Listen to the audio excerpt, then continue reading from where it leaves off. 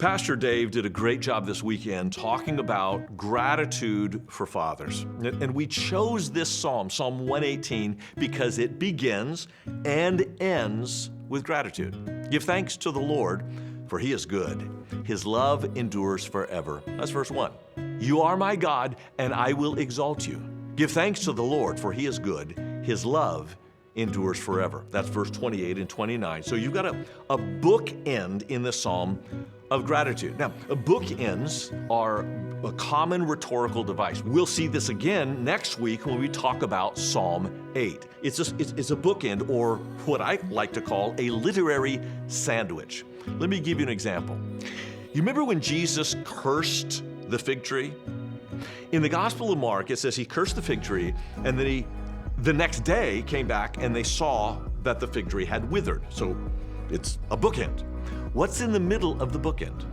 It's kind of like what's in the middle of a sandwich. The bread holds the meat. It's the meat that flavors the bread. So in the middle of the cursing of the fig tree, this is so good. Jesus cleansed the temple. So the fig tree, you go, why would Jesus curse a fig tree? I mean, what did that poor fig tree do? Well, it did nothing, and that's part of the problem. And that was what Israel was doing. They were not producing the fruit that God planted them to produce. So the cursing of the fig tree is the bread, and the meat in the middle is the temple itself that had not produced God's fruit, therefore was cursed. So that's the way this psalm works. At the beginning and at the end, you have gratitude to God for what? Here's the meat in the middle. This psalm is quoted twice in the New Testament, once by Jesus and once about Jesus. The middle of the psalm says, the stone which the builders rejected has become the chief cornerstone. Now when I learned this, I geeked out. The Hebrew word for stone is eben, E-B-E-N.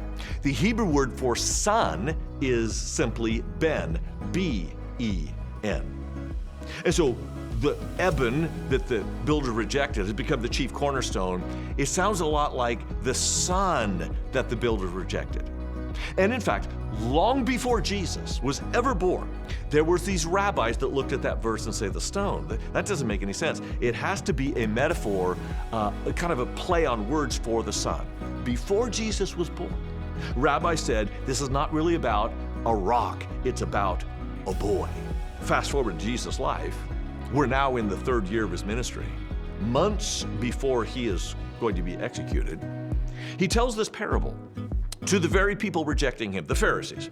And he says, let's pretend that there was a man who goes and finds a vineyard. He buys the vineyard and he spruces it up, like puts a wall around it and a watchtower in it, and then he goes back home. A distant land. And when harvest time came around, he sent his servants to collect the grapes from his vineyard. Now the hired hands saw the workers coming and go, oh, we don't want to give them our produce. So they beat the servants, sent them away. So he sent more servants. He beat them, sent them away. And finally he said, I'll send my son. They won't reject my son. But when they saw the son coming, they thought to themselves, the old man died. If we kill the son, it's all ours. And Jesus said, the stone which the builders rejected has become the cornerstone.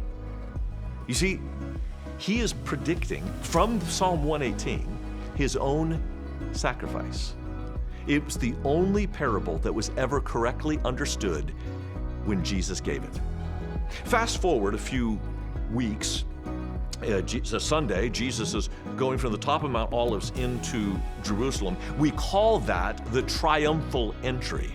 And the crowds on either side of the road, they're waving palm branches and laying their garments down for his donkey to ride on.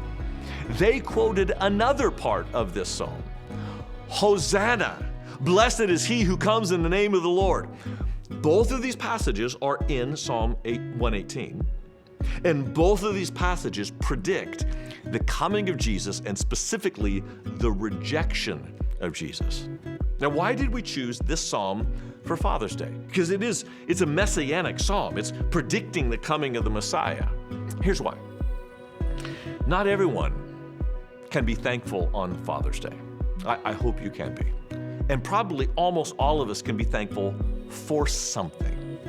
But where there's been abandonment or abuse, or maybe you don't even know who your father is, you may feel left out on Father's Day, but you weren't.